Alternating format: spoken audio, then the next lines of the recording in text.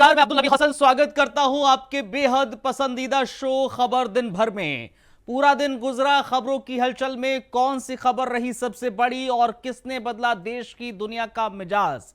राजनीति से लेकर पॉलिसी तक, जमीन से लेकर जरूरत तक, हर एंगल हर अपडेट लेकर हाजिर हो गए हैं हम आज। तो आज कौन सी 5 अहम खबरें रहने वाली हैं, चलिए आपको अब बताते हैं किन खबरों पर रहेगी आज हमारी नजर। पहले होगा ऑपरेशन पहलगांव। दरअसल पहाड़ों में गोलियों की गूंज, समंदर में बारूद की गरज और सीमा पर सन्नाटा नहीं बल्कि तैयारी है जंग की।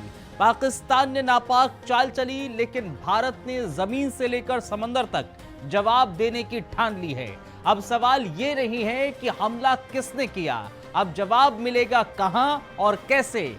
क्या यही है भारत का नया वॉर डॉक्ट्रिन?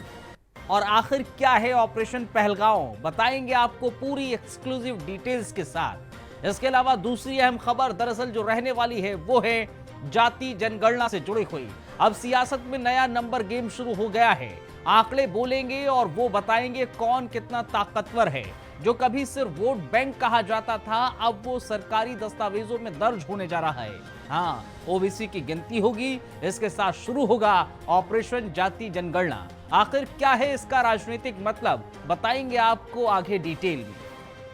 वहीं तीसरी अहम खबर का जिक्र करें तो फिल्मी डाक टिकट का जिक्र होगा। जिन आवाजों ने पर्दे के पीछे से सिनेमा को जिंदा रखा, आज उन्हीं आवाजों को मिल गया है वो मंच जहां से इतिहास दोबारा लिखा जा रहा है। एक ऐसा आयोजन जहां एक एक चेहरा, एक एक नाम भारतीय कला की आत्मा बनकर उभरा। और अब मंच पर प्रधानमंत्री नरेंद्र मोदी ने वो 5 नाम उजागर किए तो पूरा सभागार ठहर गया। जानिए कौन है वो 5 दिग्गज, क्यों वेव्स 2025 बन गया भारतीय सिनेमा का युग परिवर्तन। आगे पूरी खबर आपको बताएंगे। चौथी खबर जिसका जिक्र आज करेंगे, बात आग की तबाही की करेंगे। ना मिसाइल चली, ना बम गिरा, फिर भी इजराइल में तबाही मच गई। यरूशलेम के जंगलों से उठी आग की लपटें किसी आतंकी हमले से भी ज्यादा खतरनाक साबित हो चुकी हैं। हाईवे बंद हैं, कस्बे खाली हो रहे हैं, हजारों लोग बेहाल हो गए हैं। सवाल ये कि क्या ये वाकई एक प्राकृतिक आपदा है या कोई अनदेखी साजिश। आखिर क्या है इस रहस्यमयी आग की पूरी कहानी, आगे आपको बताएंगे। इसके अलावा बात दरअसल मजदूर दिवस की भी होगी। जिनके हाथों में छाले हैं, उसी के दम से महलों के उजाले हैं। ये पंक्तियां आज के दिन सिर्फ कविता नहीं, एक सवाल है। क्या हम वाकई उस श्रमिक का सम्मान करते हैं जो हमारे सपनों की इमारत गढ़ता है पर खुद छांव में तरसता है। मजदूर दिवस पर बताएंगे आपको क्यों श्रम को सिर्फ अधिकार नहीं, धर्म का दर्जा देती है। आखिर क्या कहता है सनातन धर्म श्रमिकों के सम्मान को लेकर, और क्यों मजदूर दिवस सिर्फ एक दिन की बात नहीं बल्कि आत्म मंथन का आह्वान है। पूरी कहानी आगे बताएंगे और जाते जाते आपको बताएंगे बात पते की। तो फिलहाल आज की जो अहम खबरों में शुमार है, उन खबरों को जब हम देखें तो खबरों को देखने के बाद अंदाजा ये पता चलता है कि शुरुआत हम करेंगे पहलगांव की खबर के साथ, क्योंकि समंदर की लहरों में अब सिर्फ पानी नहीं, भारत का पराक्रम भी गरज रहा है। पहलगांव हमले के बाद जब पाकिस्तान ने अपनी नौसेना की फायरिंग ड्रिल शुरू की, तब भारत ने जवाब दे दिया। गुजरात से सटे अरब सागर में भारतीय नौसेना ने 30 अप्रैल से अपने जहाजी जंगों के साथ नव एरिया वार्निंग जारी कर दी है। मतलब साफ है, अब समंदर में सिर्फ लहरें नहीं उठेंगी बल्कि बारूद की गरज भी सुनाई देगी। इधर कश्मीर में सेना का सर्च ऑपरेशन जारी है। आतंकियों के ठिकानों पर रेड हो रही है। सामने आई एफआईआर में खुलासा हुआ है, पहलगांव हमला सीधे पाकिस्तान के इशारों पर हुआ है। अब भारत ने बता दिया, हम जमीन पर भी जवाब देंगे, समंदर की गहराइयों से भी, क्योंकि ये नया भारत है जो हर हमले का हिसाब उसी की भाषा में करता है। इस बीच पाकिस्तान ने 30 अप्रैल से अपनी नौसेना की फायरिंग ड्रिल शुरू की, लेकिन भारत ने उसी दिन करारा जवाब दिया। गुजरात से सटे अरब सागर में भारतीय नौसेना ने अपने जंगी जहाजों को तैनात कर दिया और नव एरिया वार्निंग जारी कर दी। यानी अब समुद्र में सैन्य अभ्यास के साथ लाइव फायरिंग होगी, मिसाइलें गरजेंगी और हिंदुस्तान का पराक्रम लहरों पर तैरता नजर आएगा। पाकिस्तान जहां 2 मई तक ड्रिल करेगा, वहीं भारत ने एक कदम आगे बढ़ते हुए 3 मई तक अभ्यास बढ़ा दिया है। साफ संदेश है, भारत अब सिर्फ प्रक्रिया नहीं, प्रतिक्रिया नहीं देता, बल्कि रणनीति तय करता है। इधर पहलगाम हमले की एफआईआर में कई खुलासे हुए। आज इससे बड़े गर्व की बात क्या हो सकती है कि मैं जो नौसेना का जो लेटेस्ट जहाज है और मैं कहूँगा बेस्ट जहाज है, उसको मैं सूरत शहर में लेके आया हूँ। तो जैसे आप सूरत में सूरतवासी होते हैं, सूरती कहते हैं, हम भी अपने आप को सूरती कहते हैं इस जहाज में। और हमारे सारे लोग अभी तैयार हैं कि जहाज पे आए। और जिस हिसाब से हमारा वेलकम हुआ है, दोनों member of parliament, honourable member of parliament jetty पे खड़े हैं इतनी गर्मी में, मैं तो दाद देता हूं उनकी।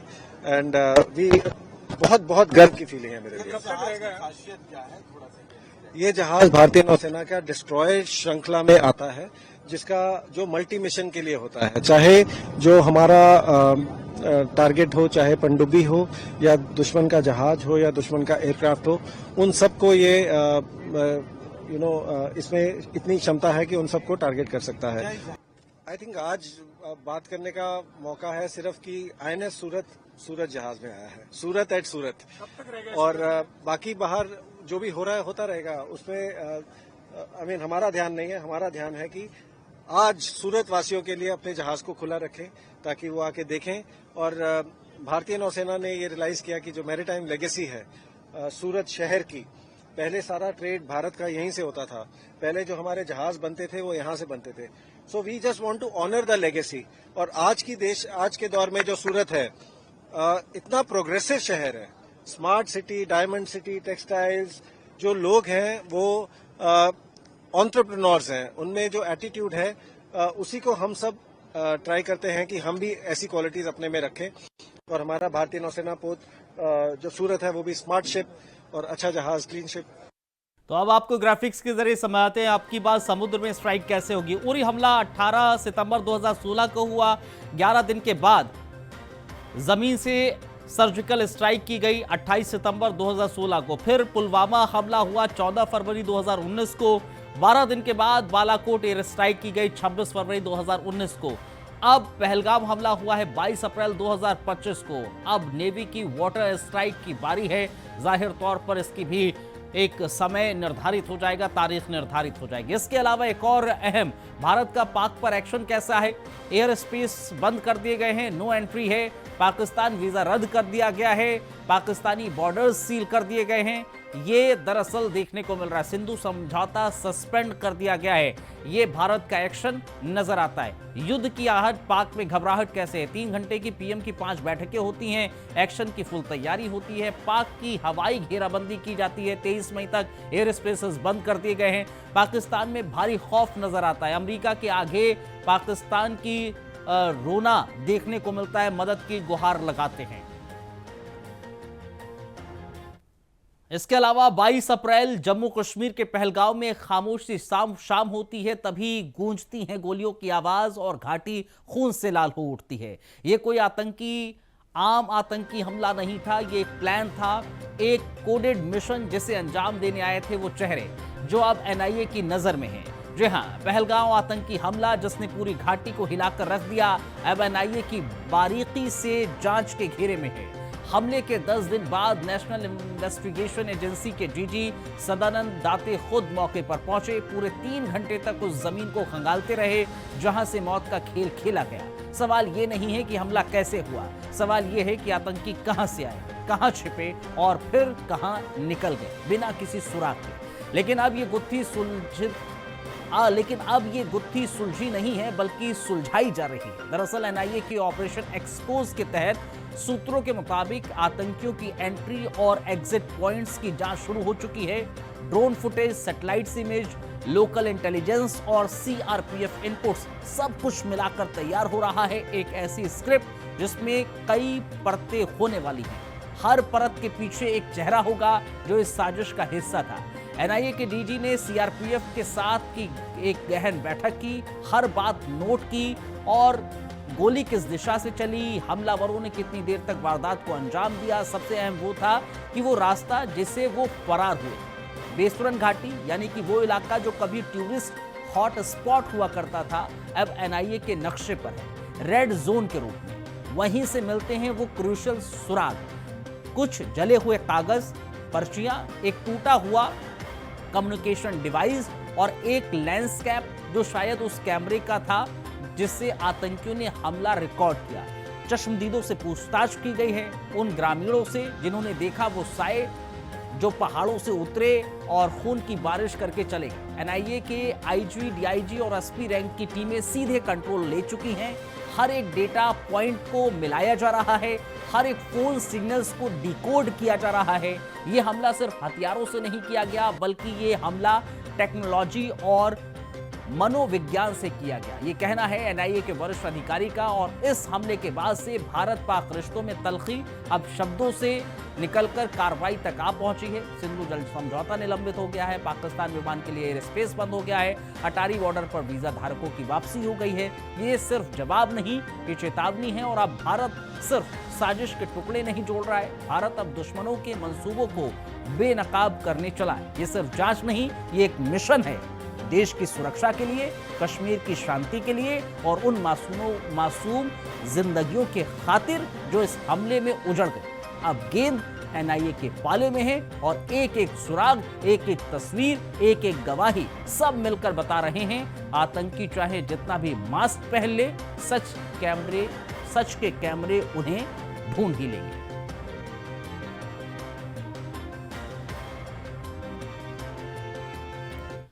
अब बढ़ते आगे और बात करते हैं जातीय जनगणना की, क्योंकि ये सिर्फ गिनती नहीं है, ये हक की पहचान है। ये सिर्फ आंकड़े नहीं है, ये सत्ता का समीकरण है। और ये फैसला हो चुका है, भारत की अगली जनगणना में जाति भी गिनी जाएगी। प्रधानमंत्री नरेंद्र मोदी की अध्यक्षता वाली कैबिनेट समिति ने इस बात को मंजूरी दे दी कि आने वाली जनगणना में ओबीसी यानी कि अन्य पिछड़ा वर्ग की भी अलग से गिनती होगी।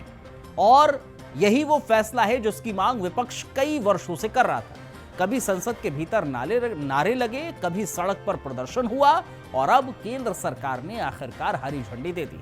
लेकिन सवाल सिर्फ ओबीसी की गिनती का नहीं है, सवाल है कि इस गिनती के बाद क्या बदलेगा। सत्ता का समीकरण बदलेगा, आरक्षण की सीमा पर बहस छिड़ेगी और फिर यह सिर्फ एक चुनावी दाव है। सूत्रों की माने तो इस बार जनगणना में करीब 30 से ज्यादा सवाल पूछे जाएंगे। सिर्फ नाम, उम्र और धर्म नहीं, बल्कि परिवार की सामाजिक स्थिति, आर्थिक स्तर, शिक्षा, पेशा, आवास और जातीय श्रेणी भी दर्ज की जाएगी। इसमें जो नई बात जोड़ी जा रही है वो है ओबीसी कॉलम। अब तक जनगणना में सिर्फ एससी यानी कि अनुसूचित जाति और एसटी यानी कि अनुसूचित जनजाति की गणना होती थी, लेकिन इस बार ओबीसी को भी गिना जाएगा। यानी वो वर्ग जो लंबे समय से राजनीति का वोट बैंक तो रहा, लेकिन सरकारी आंकड़ों में अदृश्य रहा। अब सवाल यह है कि क्या इससे कोई क्रांतिकारी बदलाव होगा? तो इसके दो पहलू हैं। राजनीतिक पहलू में जातिगत जनगणना के आंकड़े अगर सार्वजनिक होते हैं तो ओबीसी की जनसंख्या के आधार पर आरक्षण की सीमा, संसद और विधान सभाओं में हिस्सेदारी और नीतियों की दिशा बदल सकती है। सामाजिक, आर्थिक, इससे सरकार को यह जानने में मदद मिलेगी किस जाति की आर्थिक, शैक्षणिक और सामाजिक स्थिति क्या है, कौन वाकई में पिछड़ा है, किसे वाकई में जरूरत है सरकारी मदद की। साल 2011 में मनमोहन सिंह सरकार ने एक बार कोशिश की थी और फिर एससीसी की मीटिंग हुई, लेकिन उस समय आंकड़े ऐसे जटिल और विवादित थे कि उन्हें सार्वजनिक नहीं किया गया। अब 2025 में जब देश एक बार फिर चुनावी मोड में जाने वाला है, ये फैसला आया है, इसे बनाने के लिए सरकार ने एआई, जियो फेंसी, डिजिटल टैबलेट्स और रियल टाइम डेटा कलेक्शन जैसी तकनीक का भी इस्तेमाल करने का फैसला लिया। मतलब इस बार जनगणना डिजिटल भी होगी और तगड़ी भी होगी। लेकिन असली सस्पेंस अब भी बना हुआ है। क्या इस जनगणना में ओबीसी की सब कैटेगरी यानी कि अति पिछड़ा और पिछड़े में भी अत्यंत पिछड़ा, इन वर्गों की भी गिनती होगी? क्या आंकड़े सार्वजनिक किए जाएंगे या फिर पिछली बार की तरह फाइलों में दब जाएंगे? ये सबसे बड़ा सवाल है। धर्म के आधार पर 2011 का जिक्र करें, हिंदू तकरीबन 96.63 करोड़ थे, मुस्लिम की आबादी 17.22 करोड़ थी, ईसाई की अगर देखा जाए वो भी आपको हम बता रहे हैं। देश में जातियों की आबादी, एससी जातियां 1270 तकरीबन थी,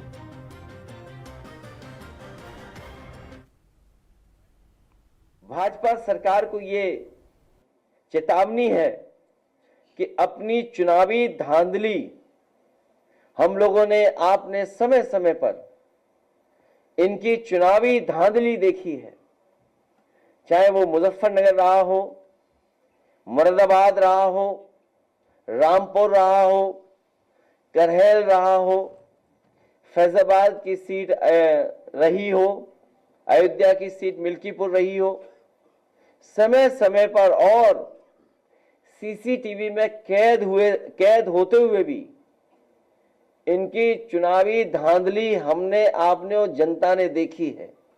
इसलिए भाजपा सरकार को यह चेतावनी है कि अपनी चुनावी धांधली को जाति जनगणना से दूर रखें। कल उन्होंने, मुझे सूचना मिली है कि कल उन लोगों ने नींद की गोली ली, फिर भी नींद नहीं आई, और उनके दबाव, उनके प्रभाव की माननीय नरेंद्र मोदी जी को जरूरत नहीं है। अभी राजनीति में जितना सोचते हैं माननीय नरेंद्र मोदी जी, उससे 1 लाख किलोमीटर आगे से वो सारी योजना करते हैं। और जो जिस प्रकार से जाति जनगणना का कल फैसला हुआ है उसका स्वागत है, अभिनंदन है। ये श्री राहुल गांधी जी, श्री अखिलेश यादव जी, तेजस्वी यादव जी एंड कंपनी चारों खाने चित हो गई है। इनको समझ में आ गया है कि सबकी भलाई के लिए अगर कोई काम कर सकता है तो माननीय नरेंद्र मोदी जी के नेतृत्व वाली सरकार कर सकती है। ओबीसी आयोग को संवैधानिक दर्जा किसने दिया? नीट की परीक्षाओं में आरक्षण किसने दिया? केंद्रीय विद्यालय, सैनिक स्कूल हो या नवोदय विद्यालय हो, वहां ओबीसी को आरक्षण किसने दिया? ये कांग्रेस वाले केवल गुमराह करते हैं, झूठ बोलते हैं, सपा वाले झूठ बोलते हैं। झूठ बोलने की ये सब ऑटोमेटिक मशीन है, लेकिन माननीय नरेंद्र मोदी जी जो कहते हैं वो करते हैं।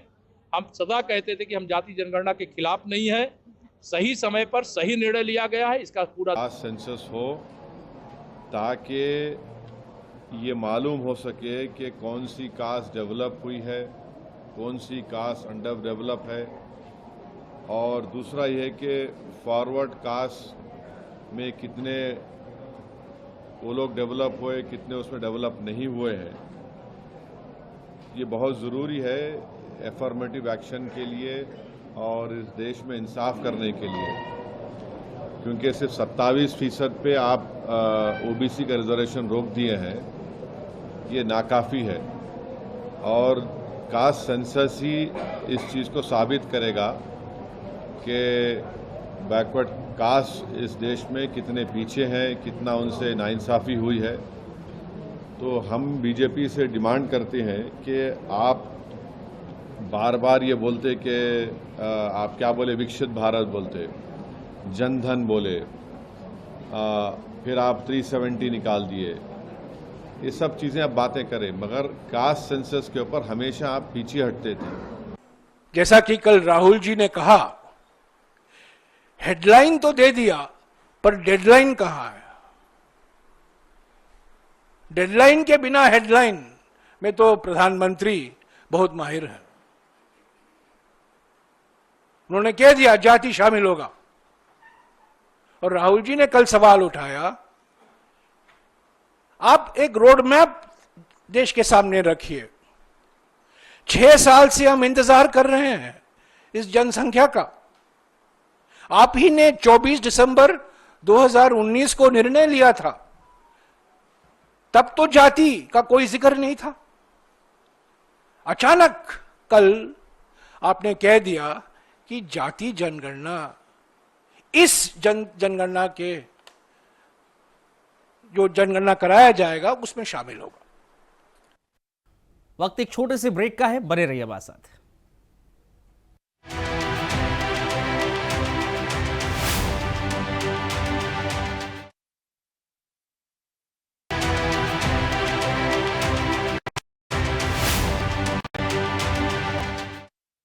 ब्रेक के बाद बहुत स्वागत आप सभी का। कभी जिन आवाजों ने सिनेमा को जिंदा बनाया, आज उन्हीं आवाजों को मिली है वो पहचान जो पीढ़ियों तक याद रखी जाएगी।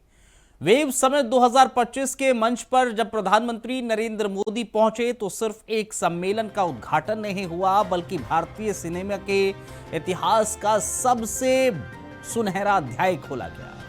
विश्व ऑडियो विजुअल और एंटरटेनमेंट समिट यानी कि वेव्स 2025 एक ऐसा मंच जहां भारत ने भारत के सिनेमा, संगीत और संस्कृति की दुनिया के सामने सबसे भव्य प्रदर्शन हुए। स्टेज पर मौजूद थे सुपरस्टार नागार्जुन, जिन्होंने प्रधानमंत्री मोदी का गर्मजोशी के साथ स्वागत किया। उनके चेहरे पर गर्व था और हो भी क्यों ना। आज का दिन सिर्फ भारतीय सिनेमा के लिए नहीं, बल्कि उन कलाकारों और आत्माओं के लिए था जिन्होंने कभी स्पॉटलाइट की जरूरत नहीं समझी, क्योंकि उनका काम ही उनका प्रकाश था। प्रधानमंत्री नरेंद्र मोदी ने 5 दिग्गजों के नाम जारी किया। डाक टिकट, गुरुदत्त, उस निर्देशक की याद जिसकी कैमरे की नजर में सौंदर्य और वेदना दोनों समाई रही। ऋत्विक घटक, वो आवाज जिसने सिनेमा को सामाजिक चेतना से जोड़ा। राज खोसला, जिसने थ्रिलर, म्यूजिकल और मेलोड्रामा को एक साथ साधा।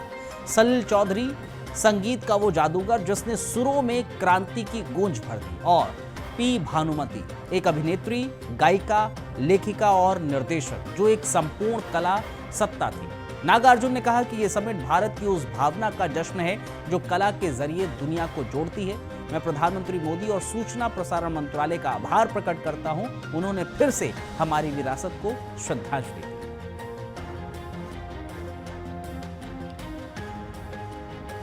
तो दरअसल आज उन 5 हस्तियों को लेकर डाक टिकट जाहिर तौर पर जारी किया।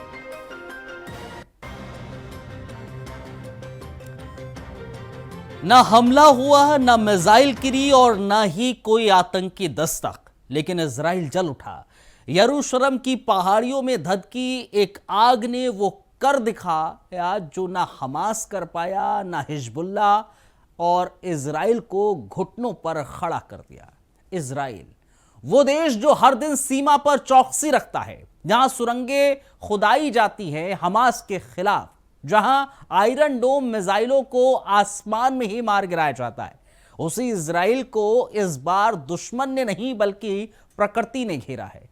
यरूशलेम के पश्चिमी जंगलों में लगी आग ने जब बुधवार की सुबह लपटों का रूप लिया, तब किसी ने नहीं सोचा था कि यह संकट देश के लिए नेशनल इमरजेंसी का रूप ले लेगा।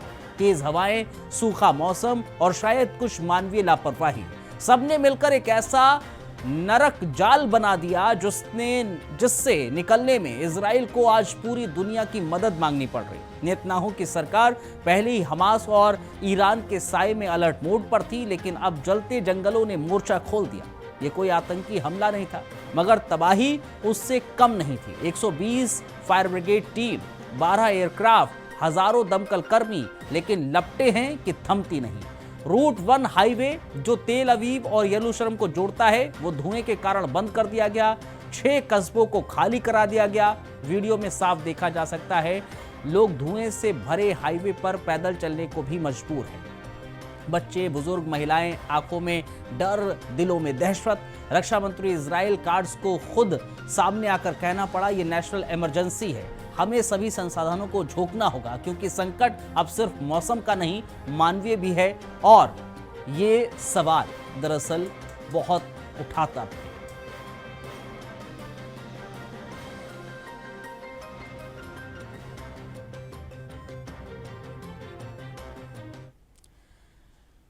जिसके हाथों में छाले हैं, उसी के दम से महलों के उजाले हैं। अदम गोडवी की ये पंक्तियां आज के दिन यानी मजदूर दिवस पर हर उस हाथ को सलाम करती हैं जो मिट्टी से सोना उगाते हैं, इमारतों को बुलंदी देते हैं, लेकिन खुद एक अदद छत के लिए तरसते हैं। आज 1 मई लेबर डे, वो दिन जब दुनिया भर में श्रमिकों को याद किया जाता है। पर क्या हम सिर्फ एक दिन याद करने से उनका कर्ज चुका सकते हैं, या फिर असली जरूरत है समझने की कि श्रम सिर्फ शरीर से किया गया कार्य नहीं, बल्कि आध्यात्मिक साधना है। यही बात हमें सिखाती है हमारा सनातन धर्म। हिंदू धर्म में श्रमिकों को केवल सहानुभूति नहीं बल्कि सम्मान मिला है। ऋग्वेद कहता है, कृवंतो विश्वमार्यम, यानी कि सभी को श्रेष्ठ बनाओ। ये कोई जाति, वर्ग या पेशे से नहीं जोड़ता, बल्कि कर्म से जोड़ता है। कर्म की गुणवत्ता की असली पहचान है, और ये विचार आज के सामाजिक न्याय की नींव भी है। धर्मशास्त्रों में कहा गया है कि मनुस्मृति कहती है, नथत्ते कार्येतु तु, यानी कि किसी श्रमिक से उसकी क्षमता से अधिक कार्य करवाना अधर्म है।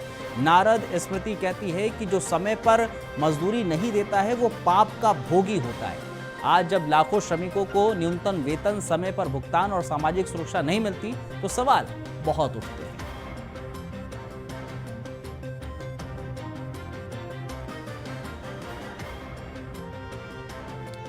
तो जाहिर तौर पर ये चीजें अपने आप में बताती हैं, लेकिन आज मजदूर दिवस और उस पर लोगों का अपनी बात।